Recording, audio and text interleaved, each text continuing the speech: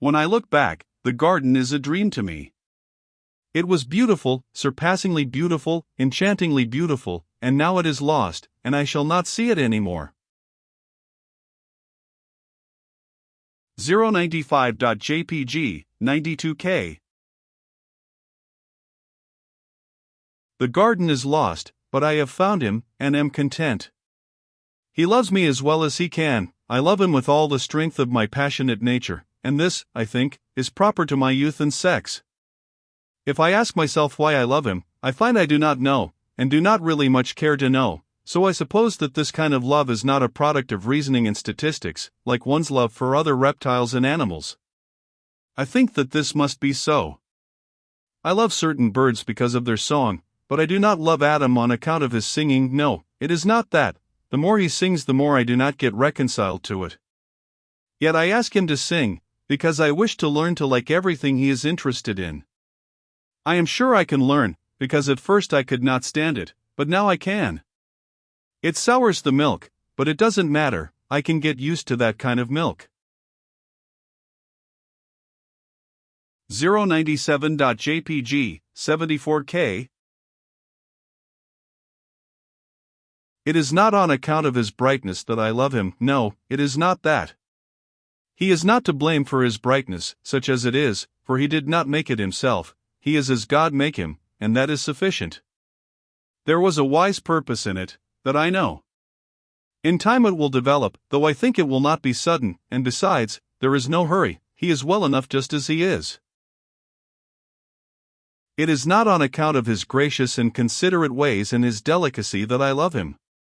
No, he has lacks in this regard, but he is well enough just so, and is improving. 099.jpg, 85K. It is not on account of his industry that I love him. No, it is not that. I think he has it in him, and I do not know why he conceals it from me. It is my only pain. Otherwise he is frank and open with me, now. I am sure he keeps nothing from me but this.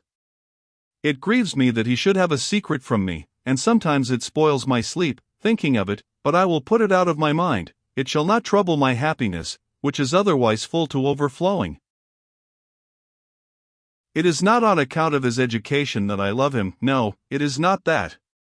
He is self-educated, and does really know a multitude of things, but they are not so. It is not on account of his chivalry that I love him. No, it is not that. He told on me, but I do not blame him. It is a peculiarity of sex, I think, and he did not make his sex. Of course I would not have told on him, I would have perished first, but that is a peculiarity of sex, too, and I do not take credit for it, for I did not make my sex. Then why is it that I love him?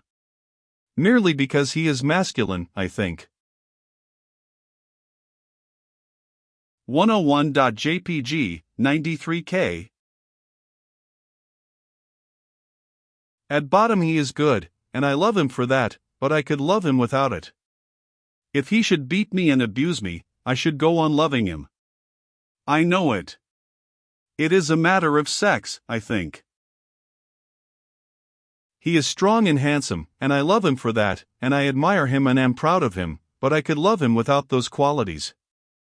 If he were plain, I should love him. If he were a wreck, I should love him, and I would work for him, and slave over him, and pray for him, and watch by his bedside until I died. 103.jpg, 82K. Yes, I think I love him merely because he is mine and is masculine.